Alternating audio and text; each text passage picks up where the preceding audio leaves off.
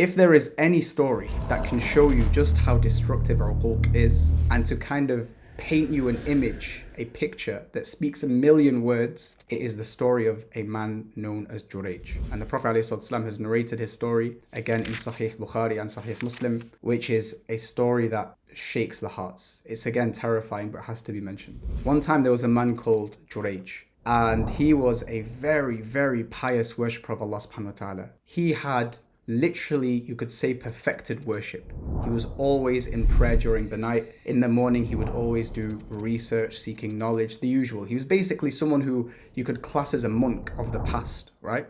And he'd have his own sanctuary, and he was just worship Allah all day in that sanctuary. One time he was praying in the night, and his mum called upon him. You know when your mum calls you from downstairs and you're upstairs? He was in the middle of prayer when his mum called upon him in the night. And so when his mum called upon him, he said, Ya Allah, you or my mother? So he decided, I'm going to answer to you, Ya Allah. I'm not going to answer to my mother. So he continued praying. And perhaps his prayer was very long that he actually forgot to check up on his mother after he finished praying. And so the day continued and everything was fine. The next day, the exact same thing happens. His mum calls him, Ya Jurayj, and Jurayj sits there. He's in prayer again. He says, Ya Allah, you or my mother? And he decides to stay in his prayer and choose Allah over his mother. Pay attention. And so he forgot to check up on her after he finished praying. The third day came and he did the exact same thing, and his mother got so angry and frustrated that from a place of anger, she said, Ya Allah, do not allow Jurayj to die until he sees the faces of the prostitutes. She made a dua against him. You know when a mother gets really angry and she just blurts out a dua that comes from a sincere place? It happens. This is what happened with the mother of Jurayj. Anyway, everything finished and everything continued. And days passed, and there was one time in that village where everyone obviously knows Jurayj because it was a small village.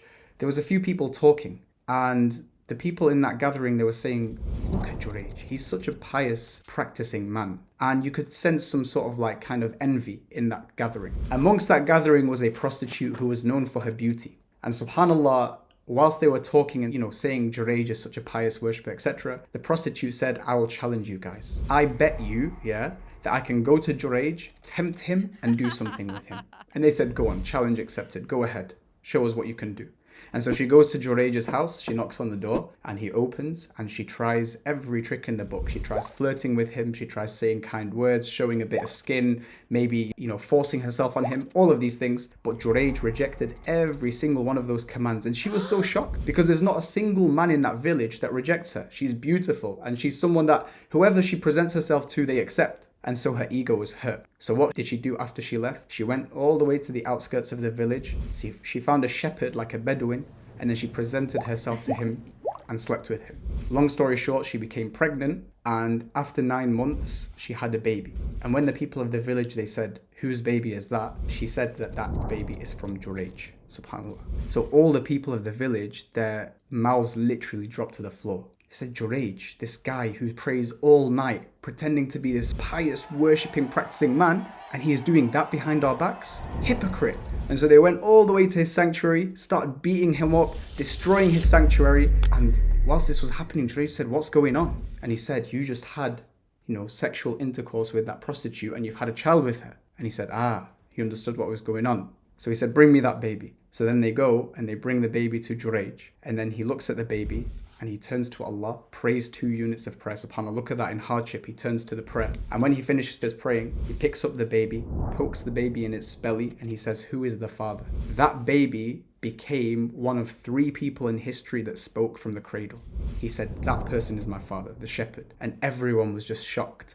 And they ran to Jurayj's feet, started kissing it, etc., etc. But this is the effect of uquq al-walidain. No amount of piety, nothing that Jurayj could do, all that prayer, all that fasting, all of that research, seeking knowledge, everything did not stand in the face and protect him from that one dua of his mother. SubhanAllah. Can you imagine that?